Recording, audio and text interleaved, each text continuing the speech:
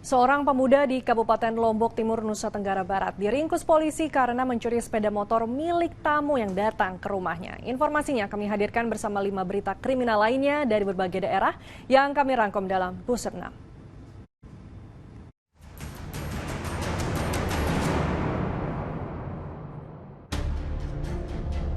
6. Sebuah pondok pendidikan Islam di Desa Pancawati, Kecamatan Kelari, Karawang, Jawa Barat, Kamis pagi dirusak orang tak dikenal. Pelaku diduga melakukan teror dengan cara merusak pohon yang ditanam di dalam pot, di mana pot-pot tersebut ditendang dan digulingkan. Pemilik pondok yang melihat pengerusakan tersebut langsung melaporkannya ke Polres Karawang. Polisi akan menelusuri kejadian ini hingga pelaku ditangkap. Tim Resmo Polres Cilegon meringkus pria berinisial RH 46 tahun, seorang dukun penglaris yang kabur ke Wonogiri, Jawa Tengah. RH ditangkap usai membunuh istri sirinya di sebuah rumah kontrakan di kota Cilegon, Banten beberapa waktu lalu. Sebelumnya korban berinisial LS ditemukan tewas di dalam rumah kontrakan yang terkunci dari luar. Setelah diselidiki, polisi akhirnya menangkap tersangka dan menembaknya saat penangkapan.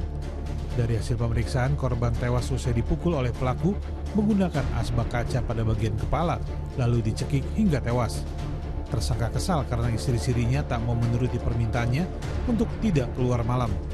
Tersangka kini terancam hukuman 15 tahun penjara. Rekonstruksi kasus pembunuhan seorang perempuan yang tewas dengan lilitan kabel USB di lehernya digelar di tempat kejadian perkara di kawasan Jalan Darmo Indah Selatan, Blok GG, nomor 17 Tandes, Surabaya, Jawa Timur. Putri Anastasia, tersangka tunggal pembunuhan terhadap kakak kandungnya Sandra Devita, menjalani serangkaian rekonstruksi dengan pengawalan ketat polisi dan disaksikan tim Kejaksaan Negeri Tanjung Perak, Surabaya. Sedikitnya ada 56 adegan yang diperagakan tersangka, diawali dengan datangnya tersangka ke rumah korban hingga tersangka melakukan penganiayaan terhadap korban hingga tewas.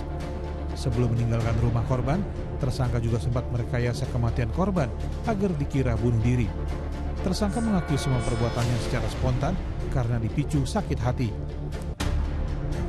Diduga terlibat kasus penggelapan uang hasil penjualan tas mewah senilai 3,2 miliar rupiah, selebgram berinisial AC atau yang lebih dikenal dengan nama Angela Lee ditangkap Subdit Jatanras Direktorat Reserse Kriminal Umum Polda Metro Jaya.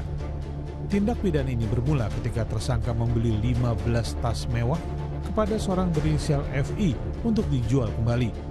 Dalam perjanjian, Angela Lee sepakat membayar secara bertahap atau mencicil. Namun setelah 15 tas mewah tersebut laku terjual, Angela Lee hanya melakukan pembayaran selama 1 kali.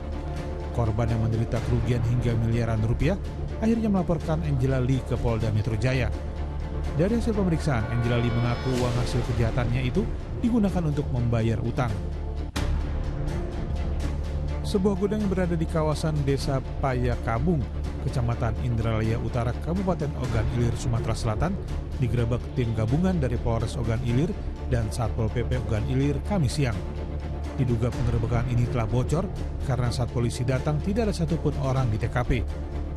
Dalam penggerebekan ini, polisi menyita BBM ilegal, 43 baby tank atau drum berukuran besar, dan 8 drum berukuran kecil yang satu diantaranya berisikan limbah BBM. Petugas lalu merobohkan seluruh pagar berikut bangunan yang ada di sekeliling gudang. Semua barang bukti dibawa ke Polres Ogan Ilir, sedangkan pemilik dan pekerja gudang tengah dalam pengejaran polisi. Seorang pemuda di Kabupaten Lombok Timur, Nusa Tenggara Barat, diringkus polisi karena mencuri sepeda motor milik tamu yang datang ke rumahnya. Arya ditangkap di tempat persembunyiannya di wilayah Kelurahan Kelayu atas laporan korban. Selain meringkus tersangka, polisi juga menyita 1 unit sepeda motor milik korban yang sempat digadainya. Tersangka menggadaikan sepeda motor milik teman kakaknya seharga 1,5 juta rupiah dan uangnya digunakan untuk berjudi online. Atas ulahnya, tersangka terancam hukuman 7 tahun penjara.